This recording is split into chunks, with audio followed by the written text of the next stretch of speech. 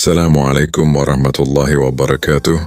Pernahkah kita merasa ibadah sudah banyak tapi hati masih gelisah? Pernahkah kita rajin berdoa, namun hidup terasa sempit dan penuh ujian? Mungkin bukan ibadah kita yang kurang, namun akhlak kita yang perlu diperbaiki. Karena sesungguhnya ketinggian seseorang di sisi Allah bukan hanya dari banyaknya amal, tapi dari indahnya akhlak yang ia miliki. Bagian pertama, makna akhlak yang sebenarnya.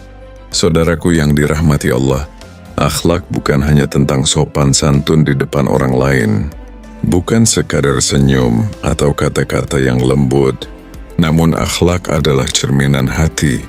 Bagaimana kita bersikap saat tidak ada yang melihat. Bagaimana kita tetap jujur saat punya kesempatan untuk berbuat curang. Akhlak kepada Allah adalah bagaimana kita taat dengan ikhlas. Bukan karena dilihat manusia, tapi karena sadar Allah selalu melihat kita. Dan akhlak kepada manusia adalah bagaimana kita memperlakukan mereka dengan kasih sayang, walaupun mereka kadang menyakiti kita. Karena orang yang berakhlak mulia tidak menunggu orang lain baik terlebih dahulu, namun ia yang memulai kebaikan. Bagian 2, tinggikan akhlak kepada Allah. Mari kita renungkan bagaimana akhlak kita kepada Allah.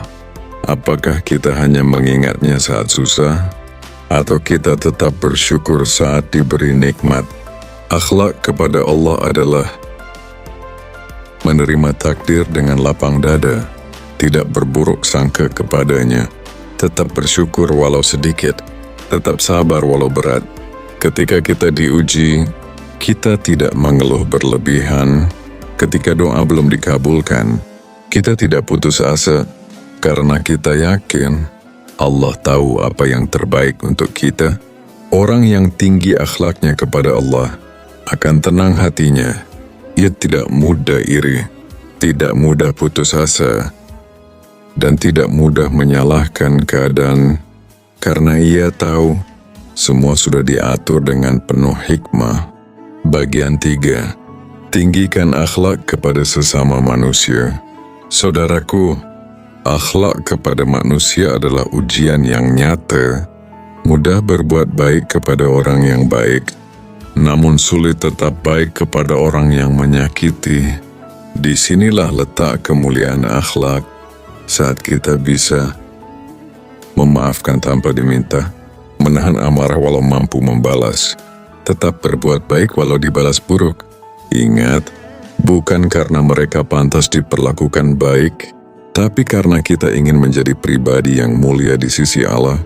Jangan pernah merendahkan orang lain, karena kita tidak tahu, bisa jadi mereka lebih tinggi derajatnya di hadapan Allah.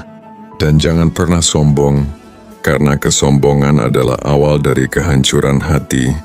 Bagian 4, buah dari akhlak mulia. Orang yang menjaga akhlaknya akan mendapatkan sesuatu yang luar biasa. Dicintai Allah, disukai manusia, ditenangkan hatinya, dan dimudahkan urusannya. Bahkan akhlak yang baik bisa menjadi sebab diampuninya dosa-dosa, karena Allah mencintai hamba yang lembut, sabar, dan penuh kasih. Maka mulai hari ini, mari kita tinggikan akhlak kita, bukan hanya di hadapan manusia, tapi terutama di hadapan Allah. Karena ketika akhlak kita mulia, maka hidup kita akan penuh cahaya, dan derajat kita akan ditinggikan. Bukan oleh manusia, tapi oleh Allah Subhanahu wa Ta'ala. Wassalamualaikum warahmatullahi wabarakatuh.